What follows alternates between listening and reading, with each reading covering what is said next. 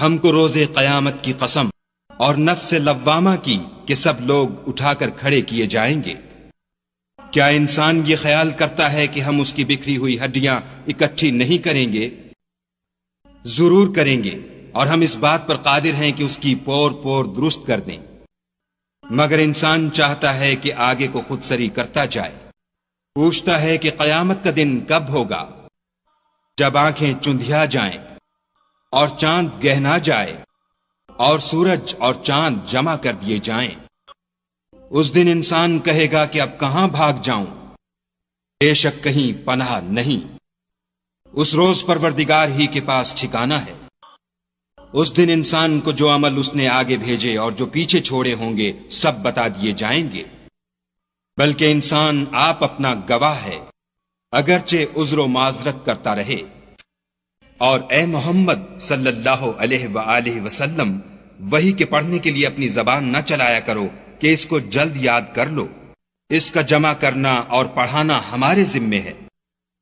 جب ہم وحی پڑھا کریں تو تم اس کو سنا کرو اور پھر اسی طرح پڑھا کرو، پھر اس کے معانی کا بیان بھی ہمارے ذمے ہے۔ مگر لوگو تم دنیا کو دوست رکھتے ہو اور آخرت کو ترک کیے دیتے ہو۔ اس روز بہت سے منہ رونق دار ہوں گے اور اپنے پروردگار کے محو دیدار ہوں گے، اور بہت سے منہ اس دن اداس ہوں گے، خیال کریں گے کہ ان پر مصیبت واقع ہونے کو ہے۔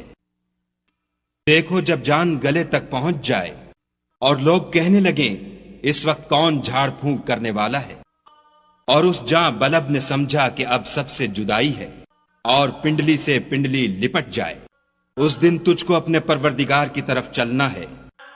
تو اس عاقبت ناندیش نے نہ تو کلام خدا کی تصدیق کی نہ نماز پڑھی، بلکہ جھٹلایا اور منہ پھیر لیا، پھر اپنے گھر والوں کے پاس اکڑتا ہوا چل دیا۔ افسوس ہے تجھ پر پھر افسوس ہے، پھر افسوس ہے تجھ پر پھر افسوس ہے۔ کیا انسان خیال کرتا ہے کہ یوں ہی چھوڑ دیا جائے گا؟ کیا وہ منی کا جو رحم میں ڈالی جاتی ہے ایک قطرہ نہ تھا؟ پھر لوتھڑا ہوا، پھر خدا نے اس کو بنایا، پھر اس کے اعضاء کو درست کیا، پھر اس کی دو قسمیں بنائیں، ایک مرد اور ایک عورت۔ کیا اس کو اس بات پر قدرت نہیں کہ مردوں کو جلا اٹھائے؟ اللہ العظیم۔